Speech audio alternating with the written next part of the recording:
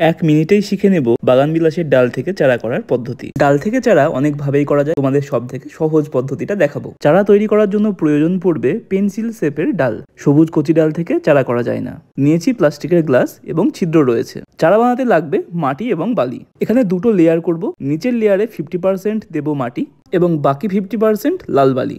দেখো এগুলো একইভাবে করা। ডালটিকে আমরা 45 ডিগ্রি অ্যাঙ্গেলে কেটে নেব। ডালগুলোকে 1 ঘন্টা ফাঙ্গিসাইড মিশ্রিত জলে চুবিয়ে রেখেছিলাম।